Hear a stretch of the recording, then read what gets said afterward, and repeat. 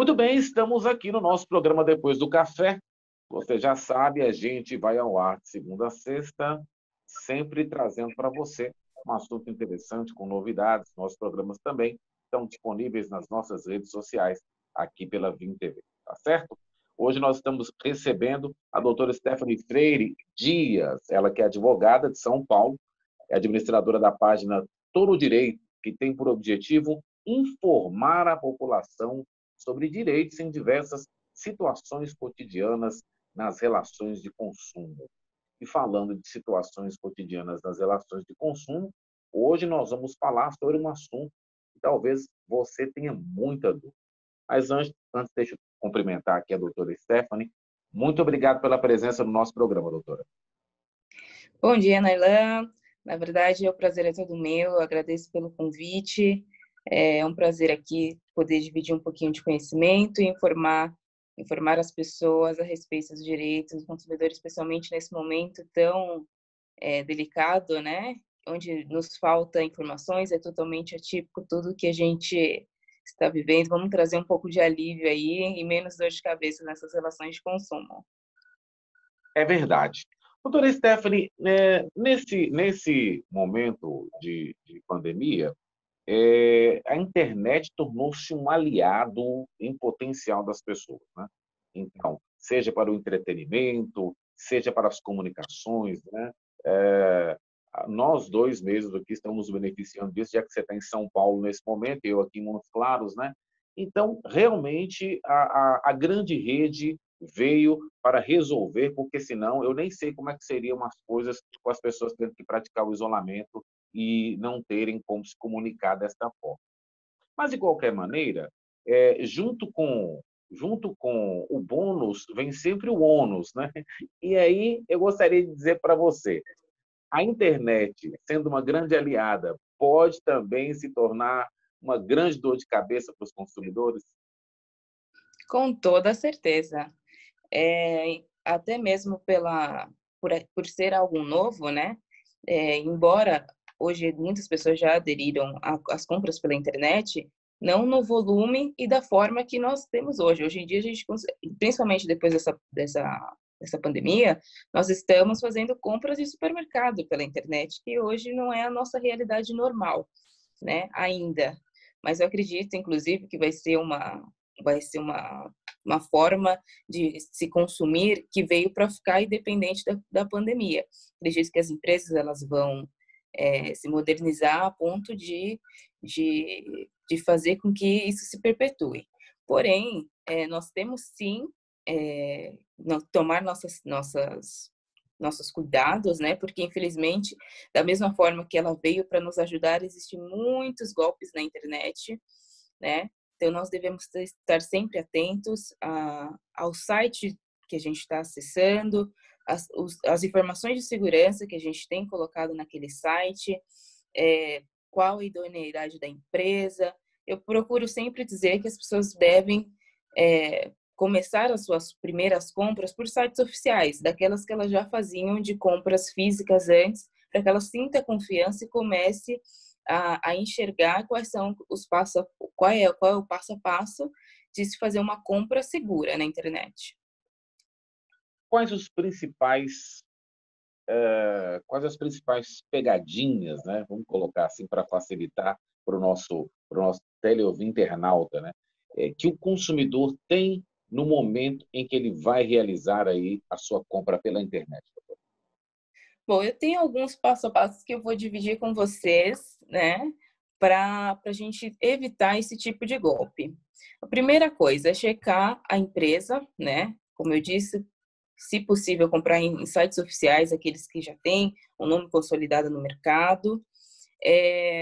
Sem todos os sites que têm um tipo de segurança para compras online, bem na continuação do link, existe um cadeado.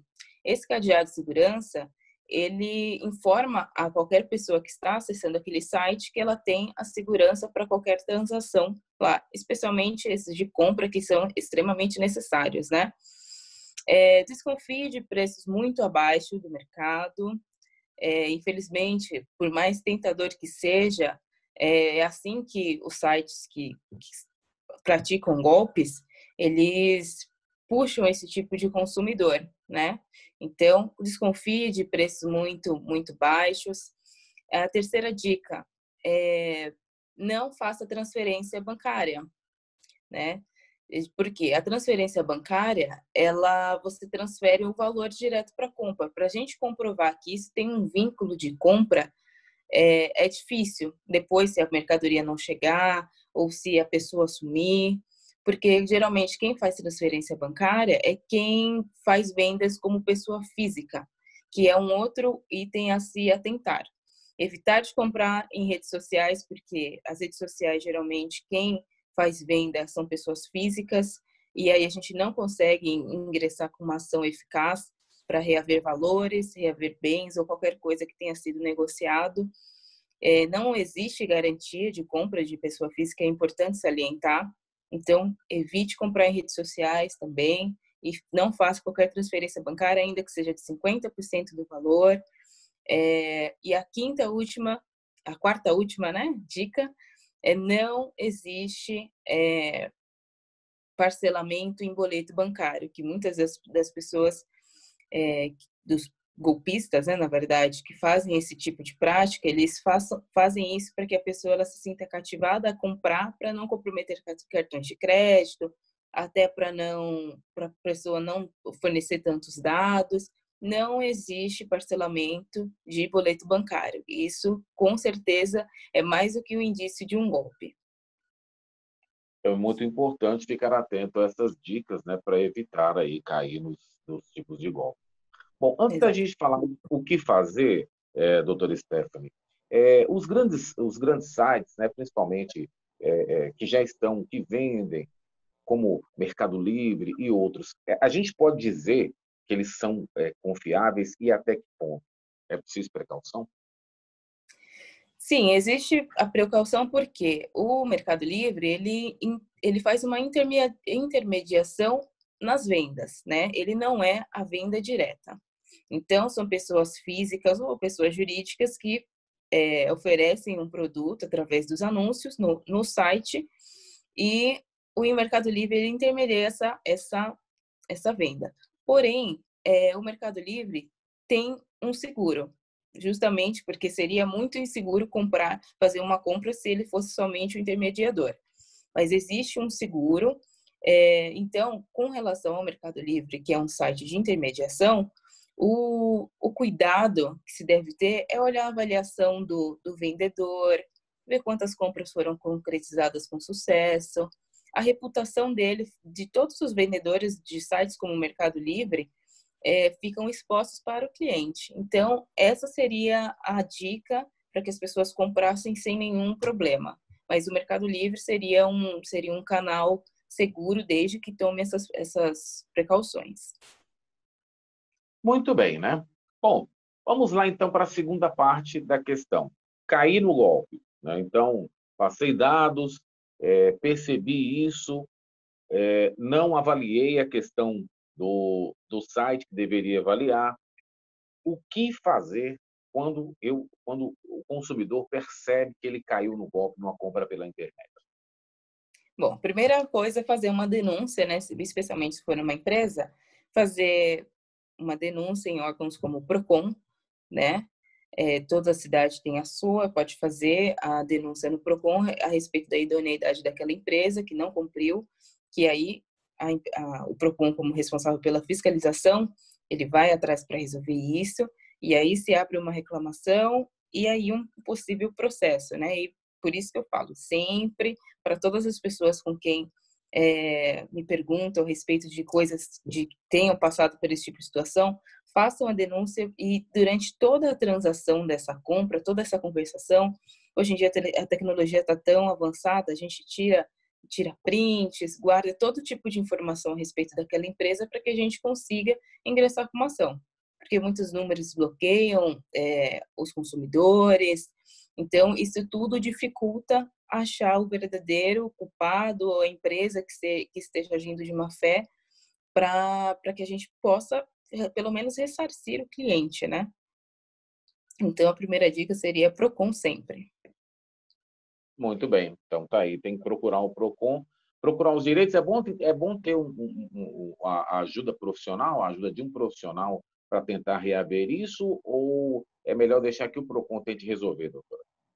Não, eu acredito que seja, se for possível, né, para que as pessoas façam isso, procurem um profissional, porque ele vai, no caso, caminhar junto, né? Porque o PROCON ele vai ficar na parte de fiscalização, mas para tentar resolver, intermediar e resolver um problema, né? Mas o profissional ele vai agir tentando ressarcir o cliente caso isso não ocorra. Importante isso, então. Muito bem, então vamos lá. Vamos agora analisar o seguinte: eu fiz uma compra, né? A compra está ok, o site pelo menos está ok, tudo tranquilo. Mas aí, por exemplo, a garantia expirou durante a quarentena. O que eu posso Uhum. fazer? Então, a orientação é que todos os prazos que estavam válidos, né, antes da quarentena, que eles fossem suspensos, né? Especialmente das lojas físicas, comércios, enfim, que fossem suspensos e eles retornassem a contar a partir do momento que essa empresa fosse autorizada pelo governo a reabrir. Então, o importante é que mas no caso aí, se esse prazo não for respeitado, esse prazo estendido, não for respeitado pela empresa que forneceu o produto, o que o consumidor pode fazer, doutor Esther? Também pode fazer uma reclamação no PROCON de que a sua garantia estava válida antes do período de quarentena e por uma situação alheia à vontade do cliente, que essa pandemia foi uma situação atípica, né? Não o prazo se expirou, porém ele não conseguiu exercer o seu direito de troca ou de garantia que fosse. Então, o órgão vai intervir para que essa garantia seja respeitada. De qualquer forma, não existe uma solução padrão, né, para cada caso, não existe uma solução padrão nesse caso de internet, né, doutor? Não existe, porque, especialmente nesse período de pandemia e quarentena, a gente não tem, na verdade, né, uma legislação fixa e que fosse uma maneira preparada para esse tipo de situação, né? Nós tivemos algumas decisões, algumas medidas, né, que foram publicadas para que a gente conseguisse sobreviver a esse momento, né? Mas com relação a tudo, eu acho, não só a relação de consumo, mas especialmente, tudo tem que ser muito conversado entre empresa e consumidor para tentar chegar num um múltiplo comum aí que seja satisfatório para ambas as partes, porque a gente não tem uma legislação específica para aplicar em casos desses, né? A gente tem a nossa legislação antiga que era para casos normais, mas nem sempre elas vão conseguir atender a necessidade do cliente, do consumidor. No caso de cursos e academias, existe a possibilidade de suspender o contrato? Como é que é feito, né? Para onde que o consumidor pode, que caminho que ele pode seguir nesse caso? Perfeito. Academias e cursos, desde que sejam cursos online, né, que sejam aqueles de assinatura, eles podem ser cancelados sem a multa, né? Porque contratos de prestação de serviços, como são esses dois casos, eles cobram multa, né? Quando dá-se o término por conta do consumidor. Se o consumidor ele tem iniciativa, existe multa nesse contrato. Porém, com a pandemia, que foi uma situação atípica, como eu venho dizendo, ficou isenta dessa multa, né? Então, cada lugar tem o seu procedimento de cancelamento, porém, todas devem cancelar sem a multa. Ou então, se suspender, que não cobre, ou então, quando retornar às atividades, desconte os valores que foram descontados, aliás, não desconte, né? Os valores que já foram descontados durante a pandemia e que não existiu essa prestação de serviços. Isso é muito importante. E sempre a última palavra é do consumidor. Dentre as opções que a empresa fornecer, é sempre para o consumidor que vai escolher qual melhor atende ele. A empresa ela não pode impor qualquer opção que o consumidor não deseje aderir. Ok, né? Então nós estamos conversando aqui com a doutora Stephanie, ela está falando conosco. Nós estamos falando exatamente sobre os direitos do consumidor na quarentena, doutora Stephanie Freire. Doutora Stephanie, nós, por exemplo, eu recebi há pouquíssimos dias aqui em Montes Claros, uma denúncia de uma mãe, né? Ela até se identificava por denúncia pública, a Patrícia Borges, sobre a questão das mensalidades escolares. Ela tentou negociar com a escola do filho, mas a escola foi irredutível nesta negociação e não haveria possibilidade, que estava a escola particular, né? Obviamente, disponibilizando seus profissionais para aulas online, etc. E tal. A reclamação da Patrícia não houve nenhum tipo de gentileza da parte da escola e as aulas online disponíveis não têm surtido o mesmo efeito que as aulas presenciais. E aí, ela consegue um desconto via judicial, ela suspende sem ônus. Como é que fica a questão da Patrícia nesse caso? Então, a questão da Patrícia é a dúvida de muitos pais, né? Ou então de pessoas que fazem faculdade também.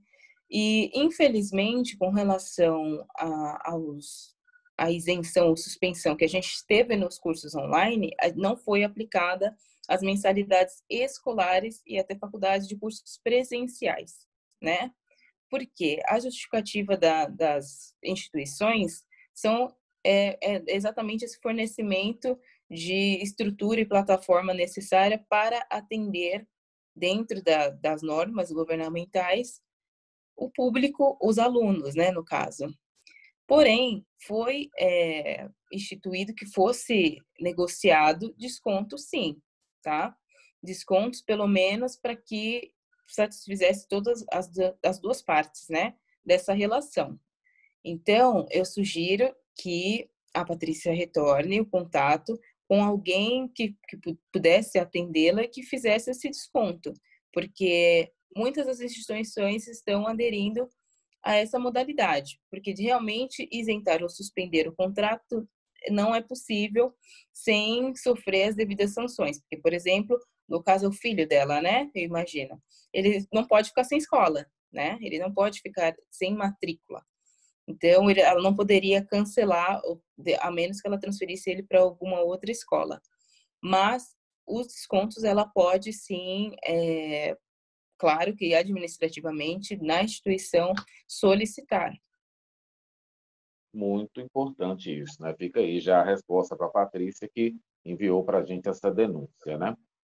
Doutora Stephanie, troca de produtos, lojas fechadas, né? Dificuldades de locomoção, e aí um produto dá um defeito, dá um problema, não tem atendimento presencial. Como é que o consumidor se vê nessa situação e a quem que ele pode recorrer? Sim. Com relação às trocas, vale a mesma suspensão que a gente falou anteriormente. Os prazos eles se suspendem, né? E com relação a defeitos, a gente tem a política de troca diferenciada, né? Quando a gente troca um produto por defeito, conta-se a partir do momento que você notou o defeito e desde que as lojas estejam abertas, né? Por conta da quarentena, nem todas estavam. Mas você tem esse prazo garantido por lei para fazer essa troca.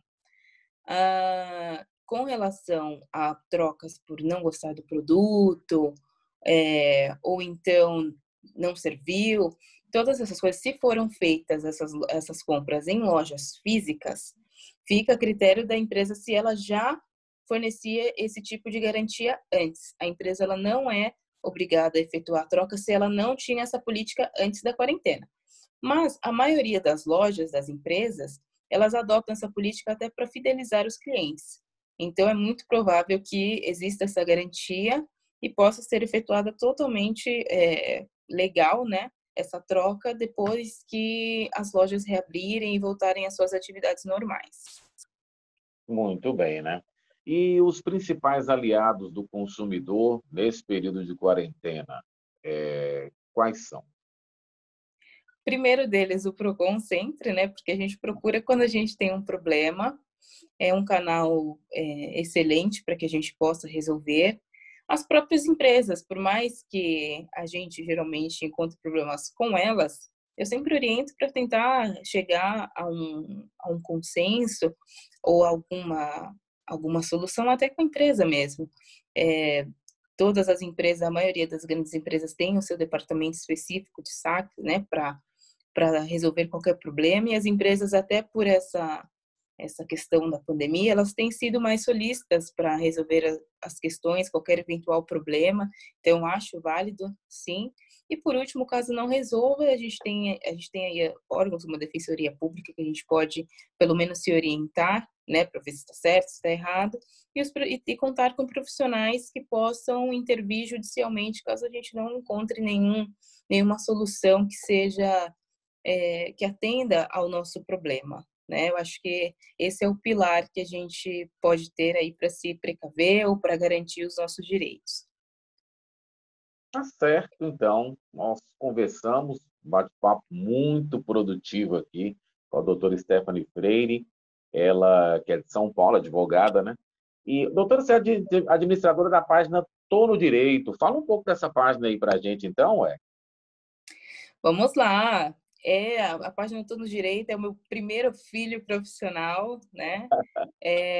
Ali eu comecei, na verdade, no meu perfil pessoal, postar algumas dicas, algumas informações relevantes do cotidiano, né? Que eu acho que é isso que faz com que as pessoas gostem, né?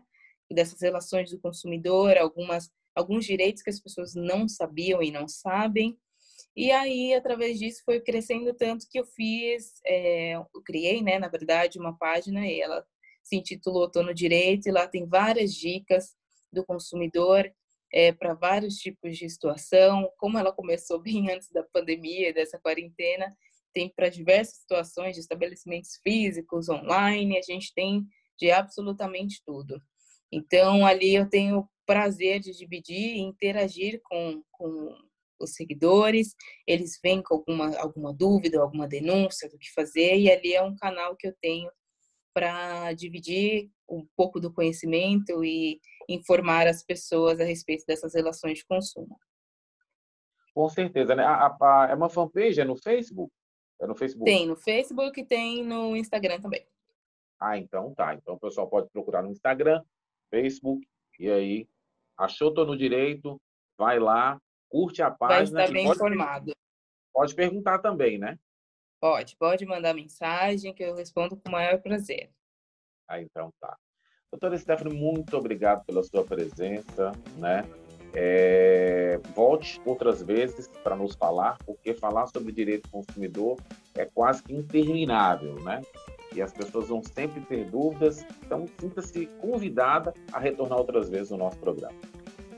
Nailan, eu agradeço o convite, eu me senti muito lisonjeada e honrada por estar aqui, dividindo um pouco de toda essa questão que a gente está vivendo e trazer um pouquinho de informação para as pessoas. Então, eu que agradeço o convite e já me convido para as próximas, qualquer eventual questão que a gente possa ter, pode me ligar que a gente vai tentar resolver da melhor maneira possível. Tá certo, então. A gente agradece muito a sua participação aqui, doutora Stephanie. Até a volta, então. Até a próxima.